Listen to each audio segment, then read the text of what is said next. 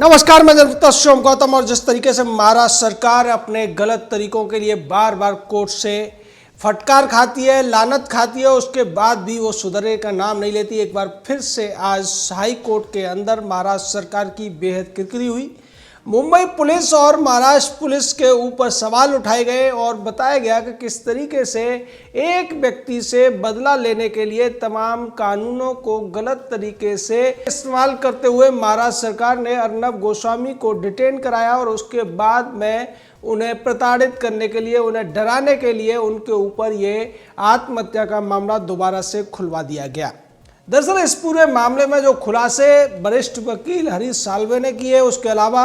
अवध पोंडा ने भी तमाम सारी चीज़ें सामने रखी और बताया कि किस तरीके से जो लोकल कोर्ट थी उसने स्पष्ट तौर पर अर्नब गोस्वामी की गिरफ्तारी को इलीगल कहा था और ये कहा था कि जो तरीका अपनाया गया है वो सही नहीं है और इसीलिए लोकल कोर्ट ने पुलिस को रिमांड नहीं दी और केवल जुडिशियल कस्टडी में भेजा था अर्नब गोस्वामी को। यहाँ एक और बड़ी चीज़ है कि इस केस की वजह से अब उन सामान्य लोगों की समझ में भी कई सारी चीज़ें कानूनी पेचीदगियाँ आ रही हैं कि अगर व्यक्ति के पास में पैसा नहीं है तो उसको पुलिस किस तरीके से परेशान कर सकती है, किस तरीके से उसे जेल भेज सकती है। यहाँ एक मामला है 2 साल पुराना। 2 साल पुराने एक मामले में क्लोजर रिपोर्ट लग जाती है, एक व्यक्ति आत्महत्या कर लेता है और बाद में उसका एक सुसाइड नोट सामने आता है जिसमें 3 लोगों के नाम होते हैं और 3 लोग कौन है, वो 3 कंपनियों वाले हैं जिनके ऊपर उसका बकाया था। उस बकाये को लेकर सारी जांच होती है और जांच में ये पाया जाता है कि चूंकि इन तीनों के नाम तो लिए गए हैं, इन पर बकाया भी है,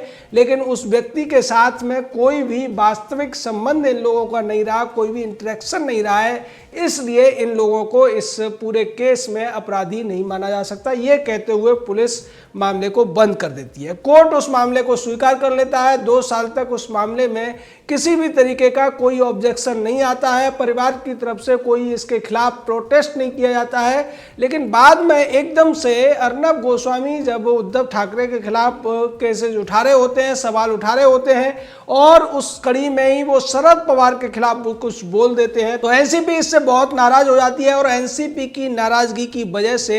महाराष्ट्र का गृह मंत्री अनिल देशमुख इस पूरे मामले में उस परिवार की बेटी को बुलाता है और उसको समझाता है कि उसे एक पत्र देना है। पत्र दिया जाता है। उसके बाद में उसी बेटी की मां मिलती है शरद पवार से और उसके साथ ही एक स्क्रिप्ट लिख दी जाती है कि अर्नब गोस्वामी को इस केस में किसी भी हालत में फंसाना है। ये सारी चीज़ें भी आज हाई कोर्ट में उजागर हुई। हरीश साल्वे ने बताया कि किस तरीके से जब विधानसभा के अंदर कार्यवाही हो रही थी विशेषाधिकार हनन को लेकर, तब भी अर्नब गोस्वामी को इस मामले में अंदर डालने की और उससे पूछताछ करने की घोषणा कर दी थी अनिल देशमुख ने और यही वजह रही कि इस केस को 15 अक्टूबर को खुलवा दिया गया और उसके बाद में तमाम 40 लोगों की टीम बनाकर अर्नब गोस्वामी के पीछे लगा दी गई कि किसी भी हालत में अर्नब गोस्वामी को इस 306 के केस में, जिसमें अबेटमेंट टू सुसाइड का मामला होता है, जेल के अंदर डालना है।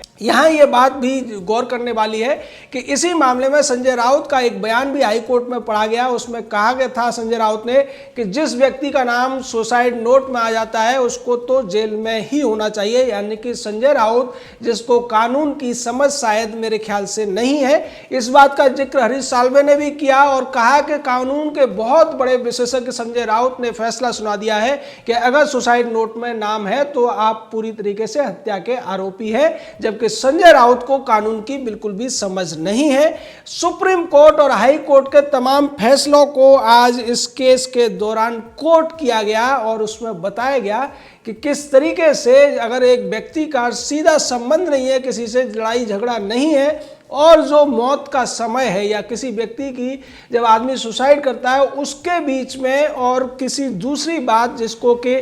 कारण बताया गया है उसके बीच में एक लंबा गैप है, लंबा व्यवधान है। अगर ऐसा होता है तो निश्चित तौर पर किसी भी व्यक्ति को इस मामले में अपराधी नहीं ठहराया जा सकता है। इसके लिए जरूरी ये होता है कि हीट ऑफ द मोमेंट होना चाहिए। अगर किसी व्यक्ति ने आत्महत्या की है उससे पहले किससे उसका झगड़ा हुआ था, किसने उसको मजबूर किया, और ये जो मजबूरी का मामला है ये सीधे तौर पर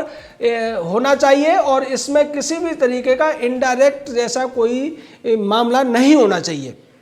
यहाँ साथ में यह भी बताया गया कि सुप्रीम कोर्ट ने इस मामले में यह भी कहा था कि अगर किसी व्यक्ति के ऊपर आरोप लगाया जाता है लेकिन आरोप सही नहीं है, आरोप का कोई औचित्य नहीं बनता है, इंटेंशन और मोटिव, ये दो चीज़ें आईपीसी में बहुत मायने रखती हैं। यहाँ अगर देखा जाए तो यहाँ अर्नब गोस्वामी का कोई इंटेंशन भी नहीं बनता है और न कोई मोटिव बनता है। उसके बावजूद महाराष्ट्र सरकार ने इस केस को मलाफाइड यानी कि बदनीयती से दोबारा खुलवाया। बदनीयती से दोबारा खुलवाने के लिए कोर्ट से परमिशन नहीं ली गई, जिसके ऊपर कोर्ट ने भी ऑब्जेक्शन उठाया है। चीफ जुडिशियल मजिस्ट्रेट की अदालत ने इस पर आपत्ति जताई थी कि अगर ये केस खोला जाना था तो इसमें अदालत को पहले सूचना देकर उसकी अनुमति लेने की जरूरत थी। यहाँ अदालतों को बाईपास किया गया, यहाँ संविधान को बाईपास किया गया, यहाँ मौलिक अधिकारों को बाईपास किया गया, यहाँ पर व्यक्ति के जो व्यक्तिगत अधिकार होते हैं उनको बाईपास करके सारा का सारा तंत्र इस बात पर अड़ गया कि किसी भी हालत में अर्नब गोस्वामी को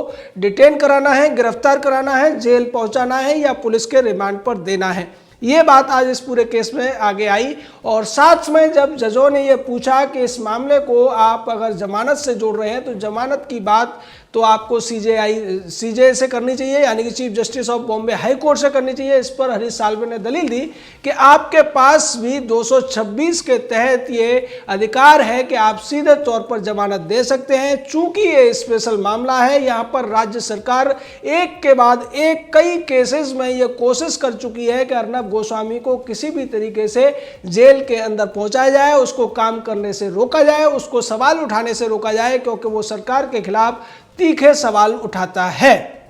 दूसरी तरफ इसी मामले के दौरान जब हिंसा का मामला उठा, सीएस वैद्यनाथन ने भी कहा कि हमें भी यानी हमारे क्लाइंट को इस बात के लिए मजबूर किया जा रहा है कि हम किसी तरीके से अर्नब गोस्वामी को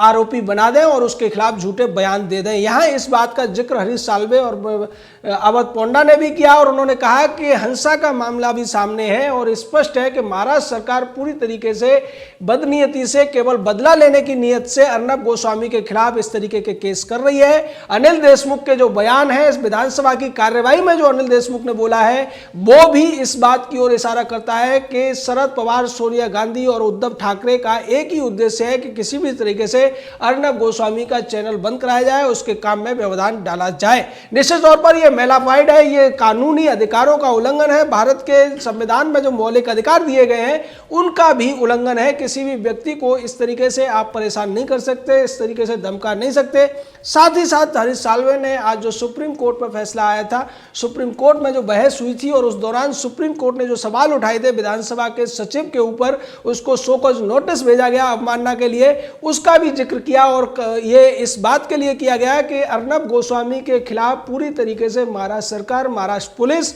और खासकर मुंबई पुलिस और परमवीर सिंह पड़े हुए हैं और इसी वजह से इस केस में अर्नब गोस्वामी को बंदी प्रत्यक्षीकरण के तहत राहत दिए जाने की जरूरत है, उसको मुक्त कराए जाने की जरूरत है। क्योंकि बार बार जस्टिस शिंदे इस बात का सवाल उठा रहे थे कि यहाँ आपने जो याचिका की है हम उस पर सुनवाई कर रहे हैं और जमानत की याचिका पर अलग से सुनवाई हो सकती है, आप जमानत के लिए लोअर कोर्ट या सेशन कोर्ट जा सकते हैं, सीधे यहाँ आने की जरूरत नहीं है। इसको लेकर जस्टिस शिंदे और जस्टिस एमएस कार्निक के सामने फिर से हरीश साल्वे ने कहा कि सीधे तौर पर सुप्रीम कोर्ट ने एक डिसीजन में कहा है कि हाई कोर्ट के पास 226 में सीधे ये ताकत होती है कि अगर कोई विशिष्ट मामला है और किसी व्यक्ति को सताया जा रहा है, सत्ता का दुरुपयोग किया जा रहा है, सत्ता उसे परेशान कर रही है, तो सुप्रीम कोर्ट के आदेश के अनुसार हाई कोर्ट इस मामले में जमानत दे सकता है। लेकिन यहाँ विचारणीय बात यह है कि तमाम बहसों के बावजूद, तमाम सारी चीज़ें स्पष्ट होने के बावजूद अभी तक इस बेंच ने अर्नब गोस्वामी को बड़ी राहत नहीं दी है। इसके बाद में बार बार जिस तरीके के सवाल उठाए जा रहे हैं, जिस तरीके से जस्टिस शिंदे ये कह रहे हैं कि हम सभी पक्षों को पहले सुनेंगे, उससे ऐसा लगता है कि कहीं ना कहीं यहाँ पर न्याय देने में देरी की जा रही है और जो कि नहीं होनी चाहिए थी। लेकिन इसके पीछे जजों की क्या मंशा है, जज ऐसा क्यों करना चाहते हैं, या फिर जज इस पूरे मामले में डिटेल में सुनवाई सुनवाई करके महाराष्ट्र सरकार को पूरी तरीके से एक्सपोज करना चाहते हैं। ऐसा भी हो सकता है कि हाई कोर्ट इस मामले में जो जो दलीलें आएंगी वो महाराष्ट्र सरकार के आगे के लिए एक सबक के तौर पर इस्तेमाल करना चाहती हो, महाराष्ट्र सरकार को ये सबक देना चाहती हो कि कानून में जो कुछ है उसके अनुसार अगर काम करोगे तो ठीक है, वरना बार बार तुम्हारी बेइज्जती होगी, बार बार तुम्हारे मुंह पर तमाचा पड़ेगा। तमाचा तो आज भी पड़ा है हाई कोर्ट का, जब बार बार हाई कोर्ट ने महाराष्ट्र सरकार के उन तमाम राजों से पर्दा उठा और उसमें यह भी पता चला कि एक सुसाइड के मामले में महाराष्ट्र सरकार जो बंद हो चुका है, एक बड़े चैनल के बड़े संपादक को गिरफ्तार करा देती है और दूसरी तरफ ऐसे कई मामले सामने आए जिनमें सीधे तौर पर अबेटमेंट टू सुसाइड का मामला बनता था, लेकिन उन मामलों में किसी की गिरफ्तारी नहीं की गई, FIR तक नहीं की गई, उन मामलों को दबा दिया गया। और महाराष्ट्र पुलिस, मुंबई पुलिस जिस तरीके से एक व्यक्ति को निशाना बना रही है, अब वो बात किसी से छुपी हुई नहीं है, ये एक ओपन सीक्रेट हो गया है। हाई कोर्ट की जानकारी में आज जिस तरीके से सचिन वाजे, परमवीर सिंह और उद्धव ठाकरे, शरद पवार, सोनिया गांधी के कुकृत्यों को रखा गया, उसके बाद तो ऐसा लगता है कि अगर ये मामला कल भी सुनवाई होगी तो कल भी पूरे दिन इन लोगों के तमाम जो काले चिट्ठे हैं वो खुलेंगे और इनको बेइज्जती का बार बार सामना करना पड़ेगा। अगर ये लोग ये मानकर चल रहे हैं कि अर्नब गोस्वामी को जमानत नहीं मिली है तो वो गलत है। वो ये नहीं जानते कि अर्नब की जमानत में जितनी देर होगी, अर्नब को मुक्त होने में जितनी देर होगी, महाराष्ट्र सरकार के ऊपर उतनी ही ज़्यादा थूथू होगी, उतने ही लोग ज़्यादा सवाल उठाएंगे, उतने ही सवाल हाई कोर्ट भी उठाएगा, उतने ही सवाल बाहर भी उठाएंगे और ये ऑन रिकॉर्ड होगा। इसको बाद में भी इतिहास के तौर पर पढ़ा जा सकेगा कि हाई कोर्ट में क्या क्या तथ्य रखे गए थे, किस तरीके से महाराष्ट्र सरकार के काले कारनामों को उजागर किया गया था, किस तरीके से महाराष्ट्र सरकार की तानाशाही पर सवाल उठाए गए थे। जैसा हम कहते रहे हैं कि महाराष्ट्र सरकार जो तानाशाही चला रही है वो नाजीवाद, फांसीवाद से भी भयंकर है और इसीलिए इसका नाम है पसोठाबाद, यानी कि पवार सोनिया ठाकरेबाद, जिसमें न कानूनों का सम्मान है, न संविधान का सम्मान है, न हाई कोर्ट का सम्मान है, न सुप्रीम कोर्ट का। लेकिन high court, supreme court bar बार उन्हें चेताते रहते हैं कि या तो सुधर जाओ, नहीं तो तुम्हारे खिलाफ बहुत बड़ा एक्शन हो सकता है। जय हिंद, जय भारत।